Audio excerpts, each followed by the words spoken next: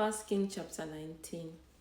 Now Ahab told Jezebel everything Elijah had done and how he had killed all the prophets with a sword.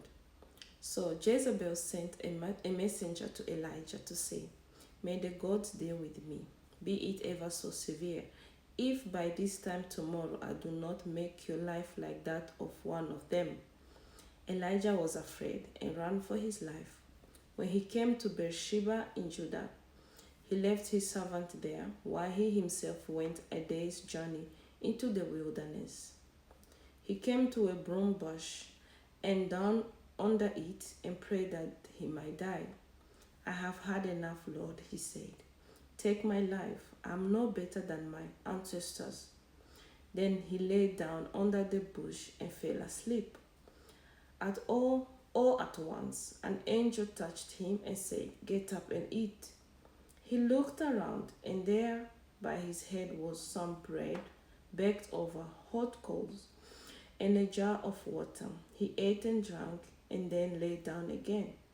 The angel of the Lord came back a second time and touched him and said, "Get up and eat, for the journey is too much for you." So he got up and ate and drank. Strengthened by that food, he traveled 40 days and 40 nights until he reached Horeb, the mountain of God. There he went into a cave and spent the night. And the word of the Lord came to him, "What are you doing here, Elijah?"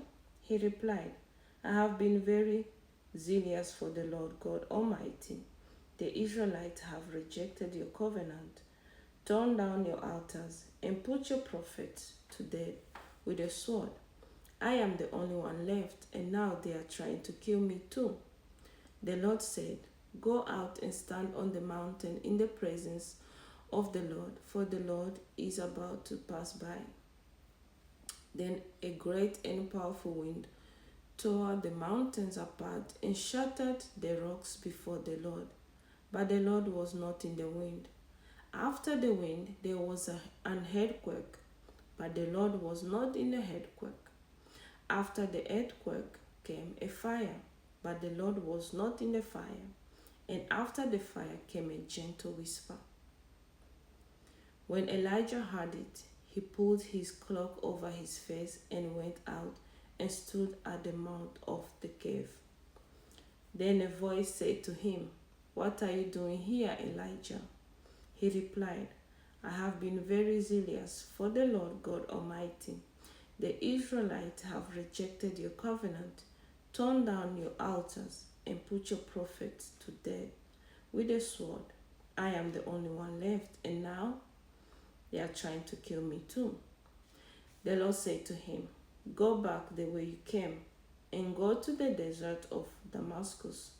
When you get there, anoint Hazael king over Aram. Also anoint Jehu son of Nimshi king over Israel, and anoint Elisha son of Shaphat from Abel Meholah to succeed you as prophet. Jehu will put to death any who escaped the sword of Hazael, and Elisha will put to death any who escaped the sword of Jehu. Yet I reserve 7,000 in Israel, all whose knees have not bowed down to Baal, and whose mouth have not kissed him." So Elijah went from there and found Elisha son of Shaphat. He was plowing with 12 yoke of oxen, and he himself was driving the 12th pair. Elijah went up to him and threw his cloak around him. Elisha then left his oxen and ran after Elijah.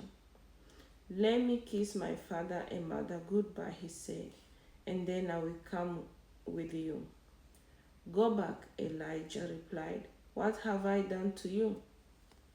So Elisha left him and went back. He took his yoke of oxen and slaughtered them. He burned the plowing equipment to cook the meat and gave it to the people, and they ate. Then he set out to follow Elijah and became his servant.